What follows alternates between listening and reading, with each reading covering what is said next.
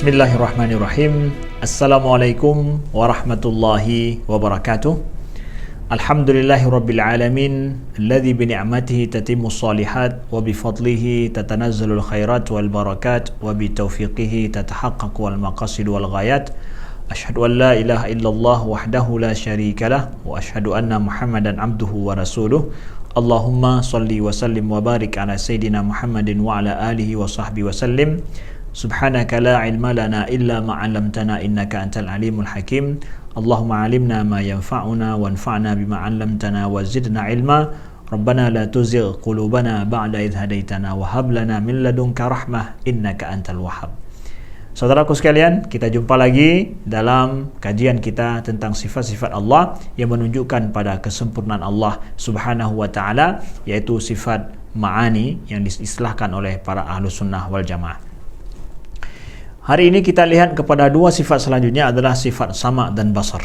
Allah Maha mendengar dan juga Allah Maha melihat. Nah, kedua sifat ini tertera dan termaktub di dalam Al-Quran dan sering kita membacanya setiap hari. Innallaha sami'un basir. Allah Maha mendengar, Allah lagi Maha melihat Innallaha sami'un alim. Banyak sekali ayat-ayat yang berbicara tentang ini. Di akhir-akhir ayat dalam Al-Quran kita dapatkan sami'un basir. Nah, oleh sebab itu wajib atas kita untuk meyakini bahwa Allah memiliki sifat sama' dan basar. Allah memiliki sifat mendengar dan juga Allah memiliki sifat melihat. Nah, dalam hal ini perlu kepada penjelasan bagaimana kita memahami sifat sama' dan basarnya Allah Subhanahu wa taala supaya tidak terjadi penyerupaan antara Allah dengan makhluknya dalam pemahaman kita terhadap sifat ini. Karena sering kita pakai sifat sama itu mendengar pada makhluk, begitu juga melihat pada makhluk. Nah, ketika kita mengatakan Allah memiliki pendengaran, Allah memiliki penglihatan, apakah maknanya sama dengan penglihatan kita? Nauzubillah, sama sekali tidak ada penyerupaan. Laisa kamitslihi syai'un wa huwas samiul basir. Allah tidak ada yang menyerupai dengannya segala sesuatu apapun dan Allah Maha mendengar dan juga Maha melihat. Nah, di sini kita lihat para ulama mendefinisikan daripada kedua sifat ini adalah dia sifat yang azaliyatan, dua sifat yang memang azali sifatnya, yang bersama qaimun bizatillah, bersama dengan zat Allah, tidak ada permulaan terhadap kapan Allah mendengar, kapan Allah melihat, itu tidak dipertanyakan. Kalau kita manusia jelas kapan dia bisa melihat, kapan dia bisa mendengar, ada permulaan. Tapi bagi sifat Allah tidak demikian, azaliyah sifatnya. Jadi kemudian berhubungan dengan apa? Segala sesuatu yang didengar, juga segala sesuatu tata'allaq bi kullil masmu'at wal tata'allaqan bil masmu'at wal mubassarat, berhubungan dengan segala sesuatu yang bisa didengar, dan juga yang dilihat. Atau dalam penjelasan daripada Imam Sanusi, beliau sebutkan adalah berhubungan dengan segala sesuatu yang ada bil mawjudat. Jadi kedua sifat ini itu berhubungan dengan yang bisa didengar, yang bisa dilihat Begitu juga walaupun sifatnya al-mawjudat. Mawjudat artinya apa? Allah mendengar segala sesuatu yang ada Allah melihat segala sesuatu yang ada Menurut kata Imam Sanusi bahwa Allah bisa mendengar segala sesuatu yang ada sebagaimana juga Allah melihat segala sesuatu yang ada. Nah, maka dari sini kita pahami bahwa sifat sama Allah dan basar Allah ini adalah berbeda sekali dengan sifat makhluk. Kedua sifat ini adalah sifat idrak, artinya sifat pengetahuan bagi Allah Subhanahu wa taala. Allah mengetahui dengan sama dan Allah mengetahui dengan basar. Allah boleh mengetahui segala, Allah boleh melihat segala sesuatu yang terdengar, Allah boleh mendengar segala sesuatu yang terlihat. Kalau dikatakan Allah bisa untuk mendengar dan melihat segala sesuatu yang ada, sebagaimana penjelasan daripada Imam Sanusi. Maka dengan demikian sifat Allah ini adalah jauh berbeda dengan sifat makhluk dan tidak ada persamaan sama sekali, saudaraku yang dimuliakan Allah. Nah, lalu kemudian ketika banyaknya yang didengar, banyaknya yang dilihat, Allah mengetahui dengan pendengarannya, Allah mengetahui dengan penglihatannya banyak sekali. Apakah dengan demikian menunjukkan bahawa Allah memiliki banyak pendengaran, Allah memiliki banyak penglihatan? Tidak, saudaraku yang dimuliakan Allah. Allah memiliki satu sifat sama, Allah memiliki satu sifat basar. Tidak banyak sifat tersebut dengan banyaknya yang dilihat, dengan banyaknya yang didengar. Saudaraku yang dimuliakan, tidak sama sekali. Jadi pendengaran dan penglihatan Allah adalah satu, sifatnya tetap satu, walaupun yang diketahui itu banyak. Tidaklah banyaknya yang diketahui menunjukkan kepada banyaknya sifat. Tidak sama sekali, saudaraku yang dimuliakan Allah. Ini harus kita ketahui, ya, begitu adanya.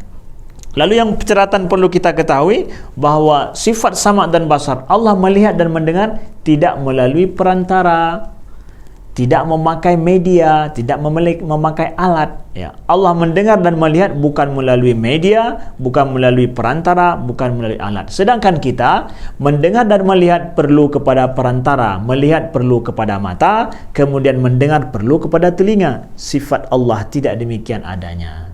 Tidak kita pertanyakan Allah mendengar dengan apa, Allah melihat dengan apa. Dan bagi sifat Allah juga tidak ada yang mendukung bagi Allah untuk melihat dan mendengar. Kalau kita untuk melihat perlu dukungan cahaya ini supaya kita bisa lihat. Allah melihat tidak perlu kepada dukungan daripada daripada sumber lain, tidak perlu kepada cahaya Allah melihat.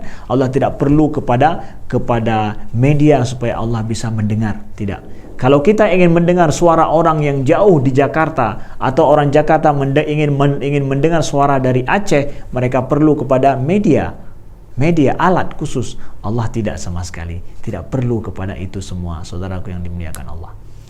Lalu sifat Allah yang ketiga adalah yang kita ingin sampaikan adalah sifat kalam.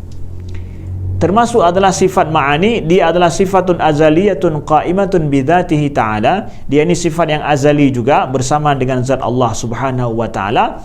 Laisat biharfin wala sautin munazzahatun anit taqaddum wa ta'akhur wal i'rab wal bina wa anis sukutin nafsi, ya, alladhi tudabbiru fihi an-nafsu kalamaha ma'al qudrah alaihi. Maknanya apa? Bahawa sifat Allah, yaitu sifat kalam. Allah itu adalah memiliki sifat kalam. Sifat ini sifat azali, sifatnya bersama dengan zat Allah. Sifat kalam Allah laisat biharfin. Sifat Allah yang kalam ini bukanlah terbentuk daripada huruf, tidak terbentuk daripada suara, dan juga suci, bersih daripada awalan dan akhiran, ya. Kalau dalam bahasa manusia itu selalu ada permulaan dan akhiran, ya. Dan juga sifat kalam Allah itu tidak berlaku padanya grammar, tata bahasa dan yang lainnya, ya. Dan tidak ada sifatnya adalah berpikir, tidak ada. Subhanahu wa ta'ala, Allah subhanahu wa ta'ala memiliki sifat kalam.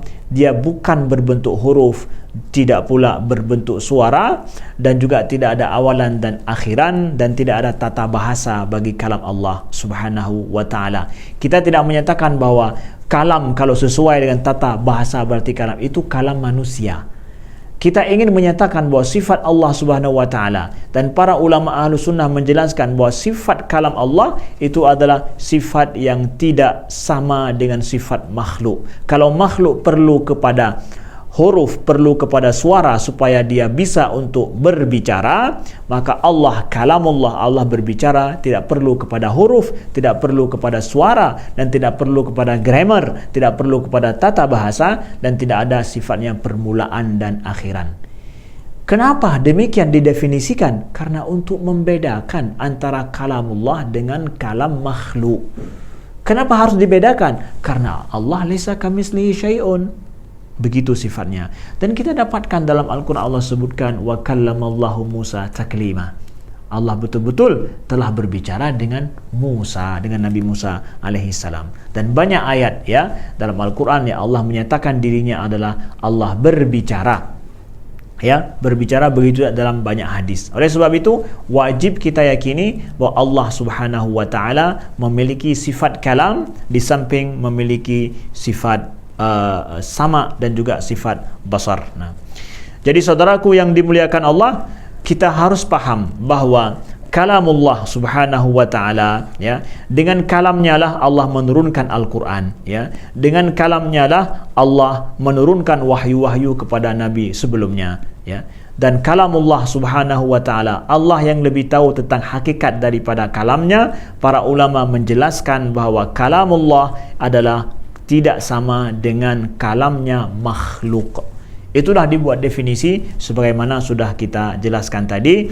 Ini menunjukkan bahawa sempurnanya sifat Allah subhanahu wa ta'ala, walaupun sifat-sifat tersebut ada kita pakai untuk makhluk. Oleh sebab itulah perlu kita pahami sifat kalamullah, sama dan basar. Ini semua adalah sifat wajib bagi Allah. Harus kita pahami dalam koridor yang sesuai dengan zat Allah, yang membedakannya daripada makhluk. Karena ketiga sifat ini kita pakai juga pada istilahnya untuk makhluk ciptaan Allah subhanahu wa ta'ala.